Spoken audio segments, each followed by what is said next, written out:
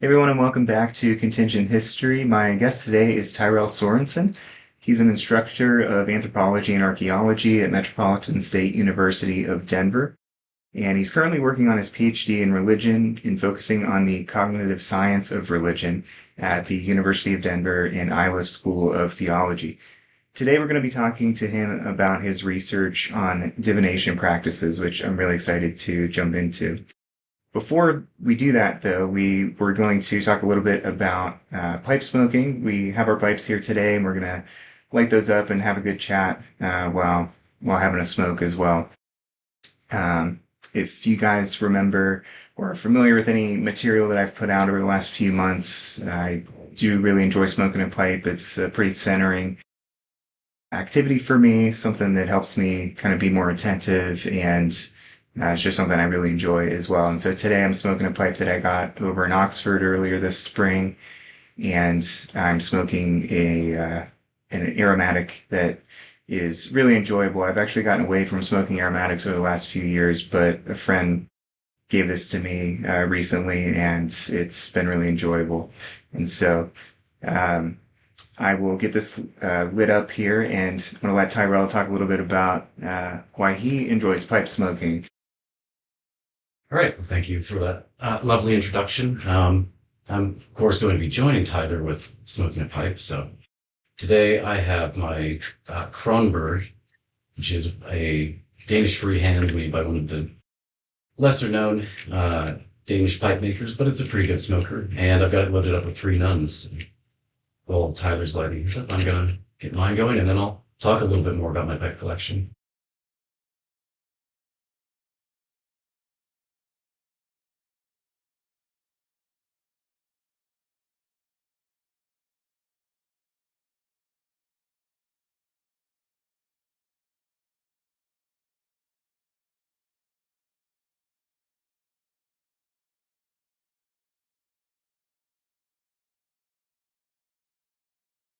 Yeah, so maybe if you get a chance, Tyrell, tell us why you enjoy smoking a pipe.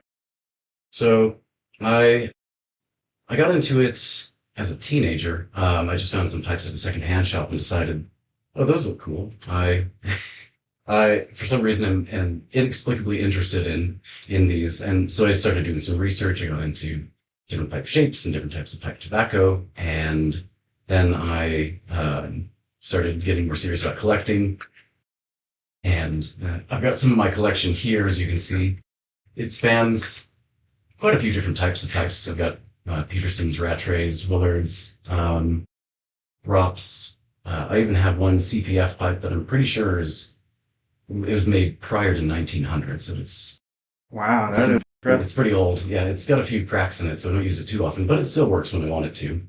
Um, but now I've settled into a routine where pipes are a pretty integral part of my work routine. I like to smoke while reading, writing, and thinking. It just helps kind of get the juices flowing.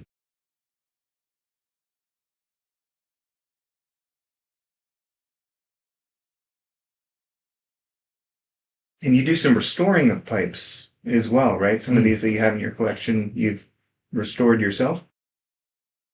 Yeah, probably about half of them I'd say I've touched up in some way. At least half of the ones that I bought used. I used to get a lot on eBay that were in pretty rough shape, and then get them back up to smoking standards. Get all the tar cleaned out and the cake built up on the inside, refinish the outside. Yeah, so my collection is, like I said, probably about half estates, and a lot of those I restored myself, and then a lot of other new pipes as well. But I really like a lot of the estate pipes because even though most of them were probably, basket pipes back in the day, something a tobacconist kept on their counter just as like a cheap pipe for customers who wanted something quick. The standards for pipe making back then were still pretty good, and they're good smokers today. Very cool. Yeah, I'm very impressed by the pipe collection, and it gives me something to aspire to for sure. Maybe give us a little bit about your background academically a little bit. I know I said a few things about what you're doing currently, but What kind of led you down this path that you're on towards pursuing a PhD in religion? Yeah, so I started off in archaeology and anthropology, which, for those of your listeners who aren't as familiar with those fields, archaeology is a subfield of anthropology, and anthropology deals with understanding human culture, human evolution, human history in its own particular way. It's tangential to things like biology and history, but it's like we have our own approaches. And just just for the record, archaeologists don't do anything with dinosaurs. I know that that's a pretty common misconception, so I always like to throw that out there when I can. But we leave the dinosaurs to the paleontologists, unfortunately. Mm. As cool as it would be to dig up dinosaur bones, but yeah, as an undergrad, I focused in on archaeology and biological anthropology.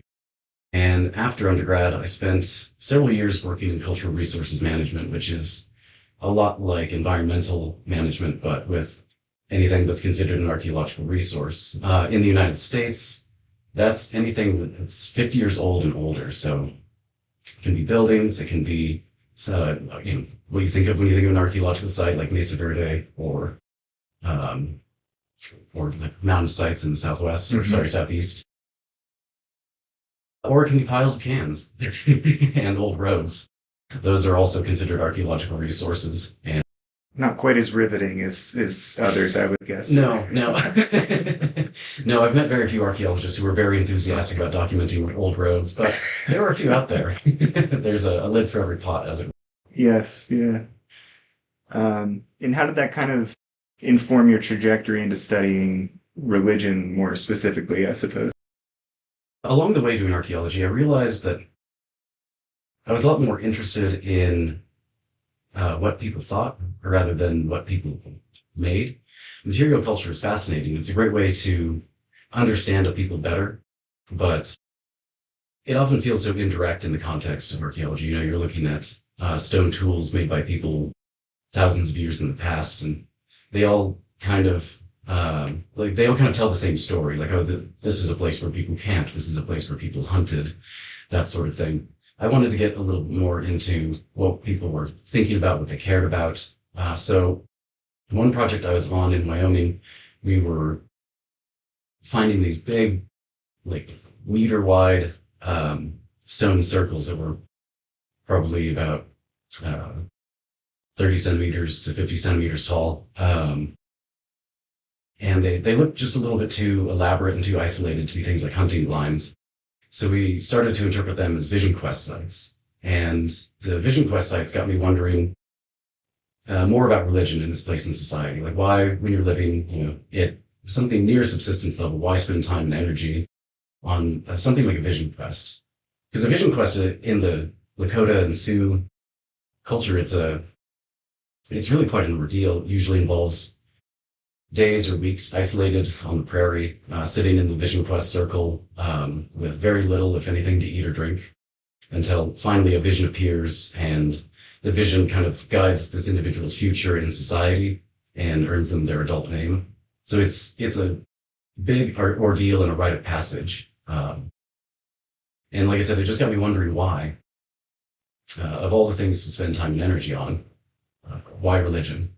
Because it doesn't have any direct impact on life. It doesn't feed you. It doesn't clothe you or house you. But obviously it's very important. So from there, I decided to get a master's degree in anthropology with a focus on medical anthropology. My running assumption being that if it's this important to society, then there's probably a health and wellness component to it. And I wanted to understand that. I made the assumption, correctly, I hope, but made the assumption that it must be an evolved trait. And if it's evolved, it's going to be like other evolved traits, such as, the need to eat and breathe. There's probably some sort of component there that is necessary for people to live, healthy and like well-balanced lives. As I was working through my master's thesis, I got a little sidetracked, I think, and started working on illness narratives and how people use metaphors to talk about illness, particularly the way we talk about illness as if it's something other than ourselves that is causing illness. A good example I can give is people often say things like, my brain just isn't cooperating with me today. And that's kind of a weird thing to say, right? Like, why, why say it's your brain and not you that's having this problem? But that's something that we see kind of across cultures. People very rarely say, I have or I am this problem. They'll say, this problem is happening to me. Right. And it's either some part of my body or maybe a spirit or a demon that is the cause of the issue. Right. That's, yeah, certainly interesting to think about. I think so. Some of my listeners uh, may be thinking about the concept of studying religion in a kind of faith-based approach. Some of them might be thinking about it more in historical ways. And so there's obviously a lot of different ways that you can kind of approach the study of religion and what it is, what it does. And you've touched on some of this already, but how do you think the way that anthropology and archaeology kind of informed your academic trajectory, how do you think that is kind of informing the way that you were thinking about religion and what it is? Yeah, absolutely. I think archaeology's been particularly influential in how I approach religion because it's really given me an appreciation for looking at human behavior in the context of millennia or longer. I like to joke that if you're wanting to understand any aspect of humanity, anything big and important, like why is there religion? Why is there equality? Questions like that. And if you don't start at least 10,000 years in the past, you're probably starting a little bit too late. And even 10,000 years might not be far enough to get at some of the answers you're looking at. So I approach religion in that way, thinking about all of the evolutionary factors that had to evolve for religion to become what it is today, and also how our transition to agricultural societies and industrial societies has shifted us in how we interact with our own evolutionary histories. Because obviously the environment we live in now is not the environment we evolved to live in. So that's an important consideration to make as well. Beyond that, anthropology has given me an appreciation for just the vast diversity of human behavior and experience. There's that constant issue that comes up in our religious studies classes that, well, religion is just a Western concept. And so when we try to force religion on other people as a concept, it doesn't really fit. And we like to say other people have culture, not a religion. And I think that that's valid if you stick to using something that is just a Western notion of religion. But I do think there's a way to talk about religion in non-Western cultures that's valid as well. And understanding the ethnographic record and diversity of human experiences made it a little bit easier for me to take that broad approach. Right. So, easy question for you then. What is religion? Oh, that's the easiest question of them all. So I think of religion a lot in terms of behaviors. It's hard to come up with a very good working definition that doesn't have a few holes in it, but I like to go for a very broad definition, which goes something like religion is constituted by a set of behaviors that are driven by a belief in parts of the world that are non-observable, non-material, but relationally important to humanity and other parts of the world. It's a it's a bit of a doozy of a definition. Right, but essentially, I guess we can say it's something that is, if nothing else, a cultural phenomenon, right? Mm-hmm. That, to maybe echo Emil Durkheim a little bit, arose to meet some type of human need, right? Exactly. And probably several human needs, Religion is often thought of as being very comforting, and I think there is a comforting aspect to it, whether the comfort is trying to perform some ritual to relieve a drought or help crops grow. or, if it's just a personal relationship with God during troubling times, that's Hmm. also an aspect of it.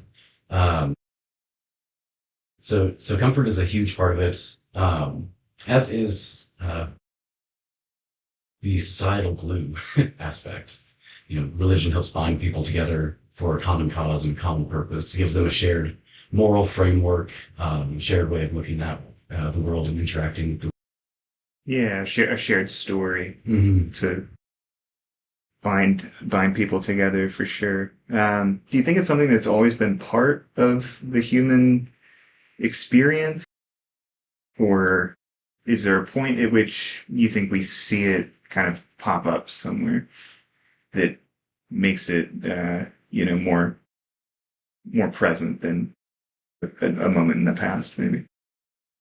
That's an excellent question, and one I don't have a perfect answer for, but I'll definitely give it my best shot.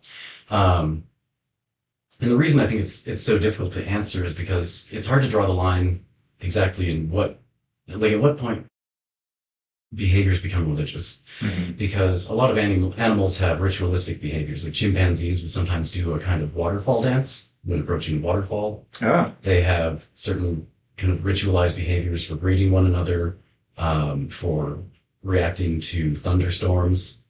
Um, Birds are also full of ritualistic behaviors, most of them revolving around mating, but there are a few other examples, I think. So if you want to count that as being a religious-like behavior, then religion's been around longer than humanity, probably.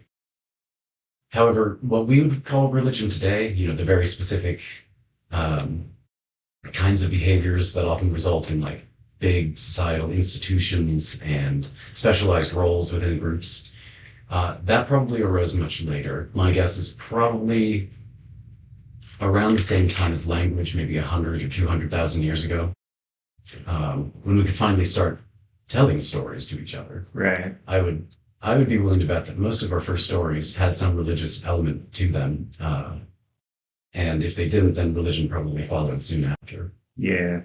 Yeah, it's interesting you mentioning like other animals having these ritualistic behaviors. I suppose that might be why, if you look at some prominent definitions of religion out there in the field, a lot of them involve things like symbols, which I would imagine are not present in those animal, behaviors, but which are present for sure in our past, pretty deep into our past Mhm. as well.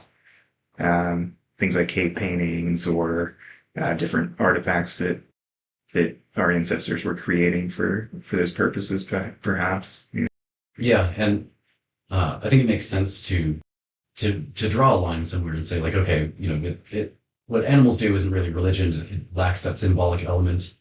Um, but it also makes sense, I think, to shift focus a little bit and zoom in, zoom out, say, well, what if it is religious too? What if it is a kind of religious behavior? Because we all evolved on the same planet, and even though we have different evolutionary trajectories, um, I think that biologists have shown us pretty well that nature constantly finds similar solutions to similar problems, and so it it doesn't do to wholly exclude animals from the conversation about religion. Not that I'm saying that they definitely have anything like religion.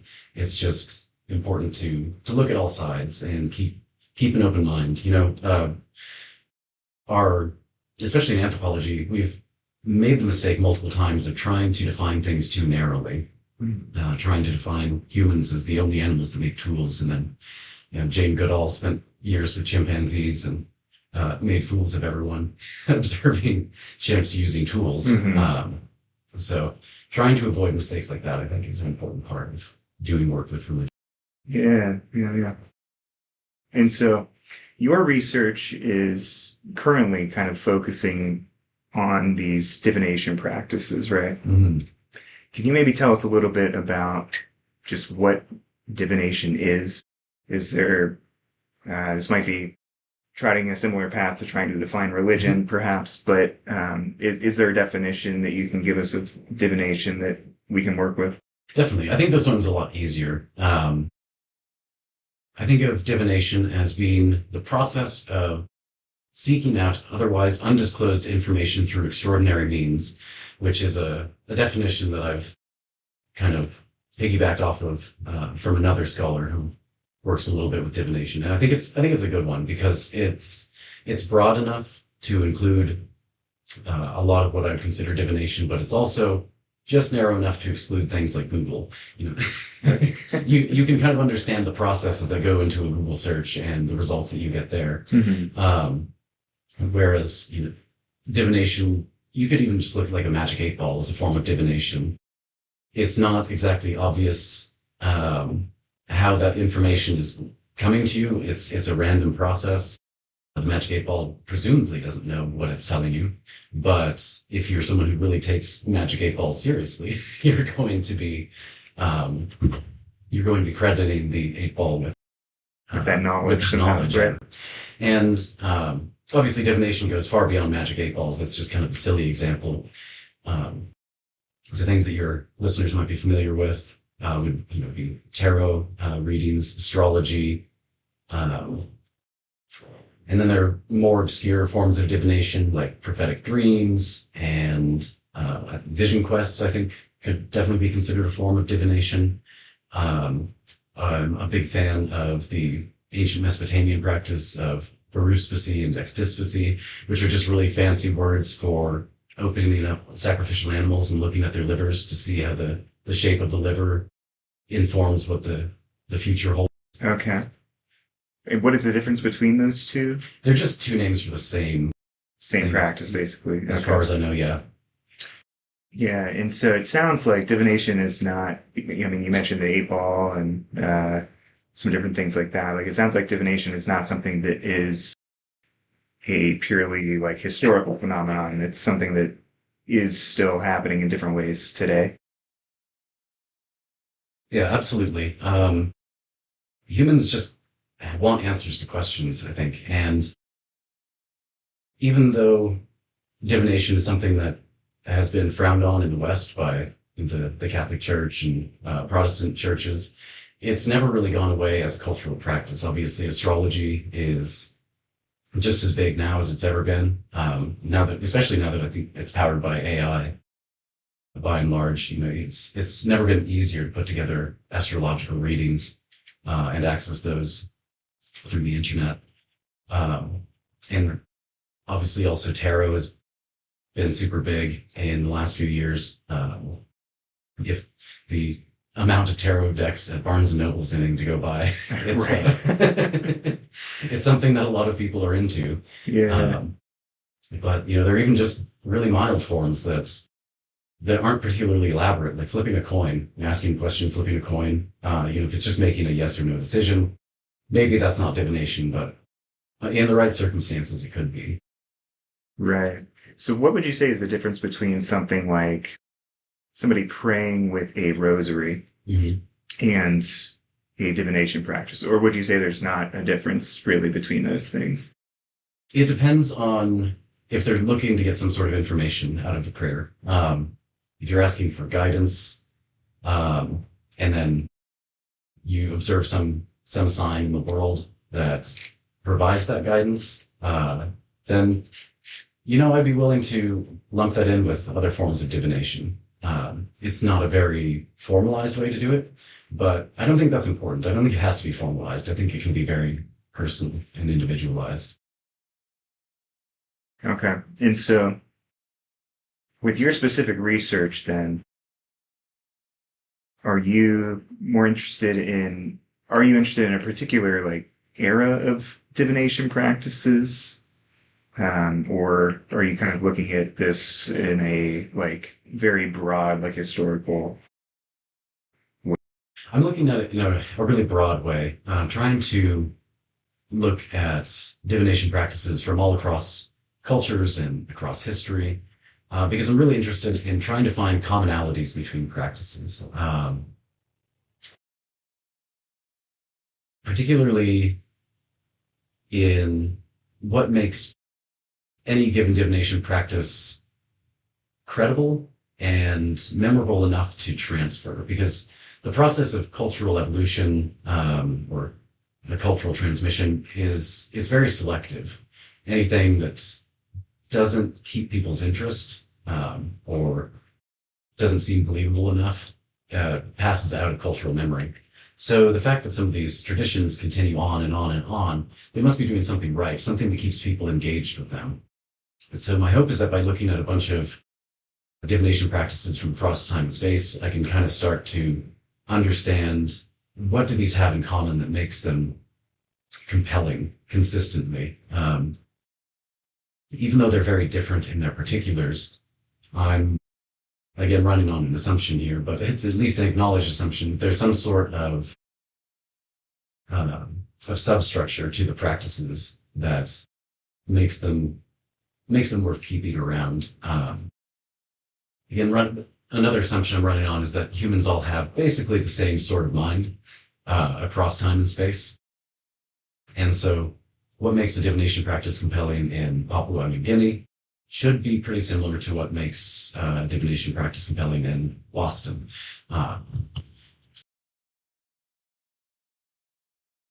right. And so beyond trying to look for maybe some of these commonalities that may exist out there, are there different specific sets of questions that you're exploring, that might be a little more specific than just broad commonalities? Sure. It kind of ties in, but what I'm looking for is something like a cognitive optimum for these practices. What makes them compelling specifically, in the way that there's kind of like a flavor optimum for food, and fast food companies and snack companies they've really honed in on it, and that's why people keep buying fast food and snacks. There's something about them that makes them memorable and desirable. The idea is hopefully to distill it down to the smallest possible, or simplest possible measure, and decide what that's doing for the human brain. Maybe that's not the best answer to your question, but hopefully that kind of gets at what you're asking. No, yeah. Have you found any answers to those questions yet, or is that still something that's on the horizon somewhere? I think I found a bit of an answer. At least I feel like I'm on my way. So part of answering this question was coming up with a way to standardize looking at divination practices. And what I finally ended up doing, after looking at other standardized methods that other people have come up with, like Cicero had a distinction between natural and technical divination. For him, natural was anything that just happened to you, and technical was anything where you had to put in some effort to acquire the signs. There's also things like, random versus non-random, provoked versus unprovoked. And there are all these binary distinctions, which is useful up to a point. What I settled on doing was creating a method for looking at them that involves three distinctions,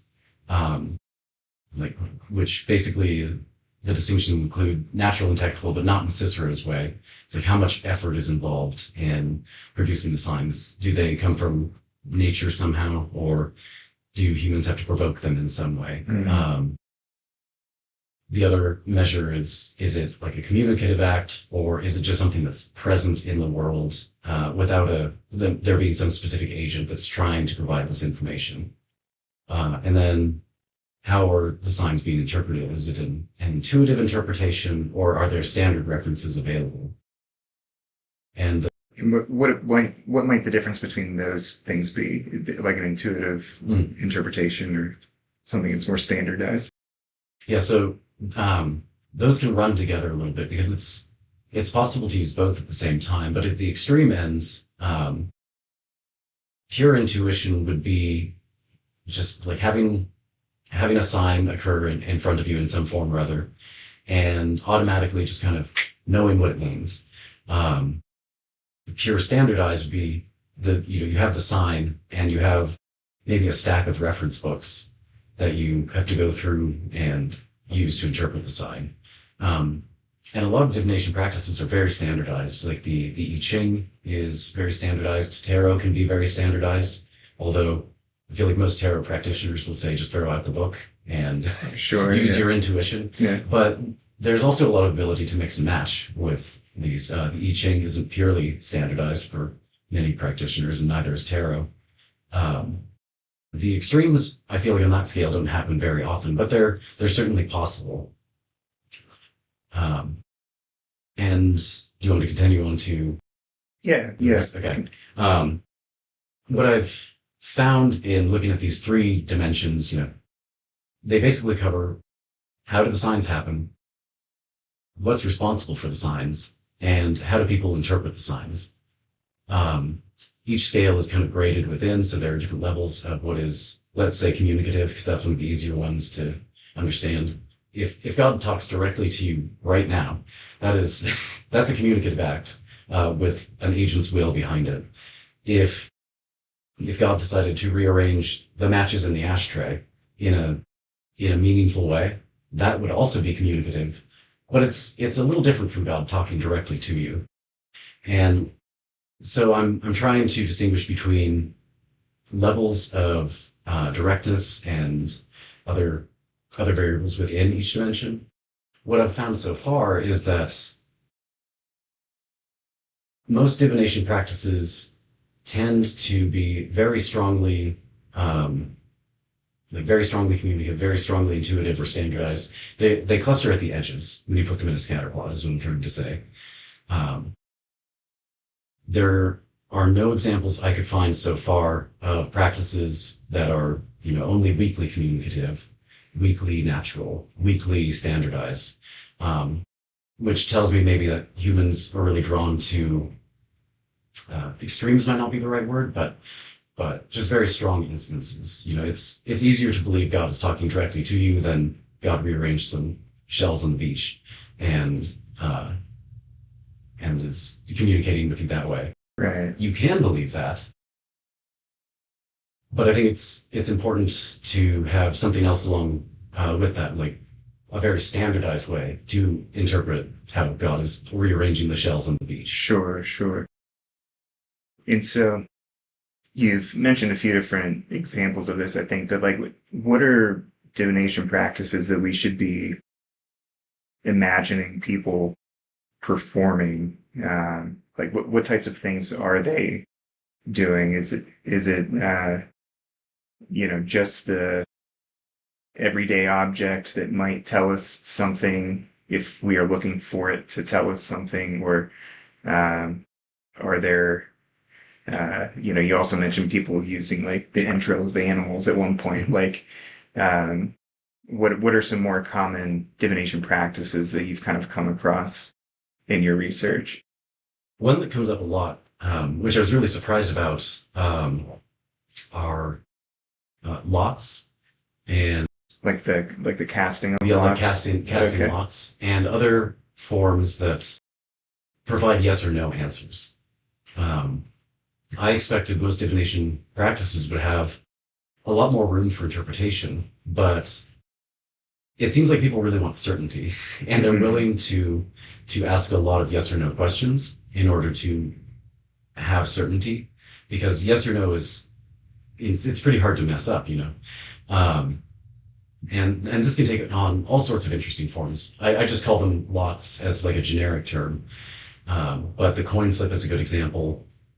The the ancient Germanic peoples and Norse would do trials by combat to see who is more likely to win when two armies clash, because Okay, you would consider that like a lot it is kind of of some like, sort. yeah, because it provides the yes no answer. It's a more binary distinction. Hmm. In that case, the reason it works is because especially in the Norse system, fate is fixed throughout throughout someone's life. So if two armies are going to come together and fight, the logic is that if you just take two people, one from each army, and have them fight, whoever wins in the contest is going to represent the winning army, um, because of how fate is interwoven in the rest of the world. Another good example of the yes no kind of system is the Azande poison oracle, which involves asking yes or no questions and then feeding poison to a chicken. Okay. And the way it works is if the chicken, I think it's if the chicken dies, it's a yes. If it lives, it's a no. Um, but they alternate how they ask the question. So they use multiple chickens to ask the same question. Like, if, this is true, then answer yes. If this is not true, answer yes. And they try to get confirmation by repeating the question several times in several different ways. Right. Yeah. So it certainly speaks to the desire for certainty that you were kind of talking about earlier, I think. Exactly. Yeah. Yeah. Yeah. So I think if you're just going to kind of look at what's out there in the world, yes or no sorts of responses are probably going to be some of the most common. Mm-hmm.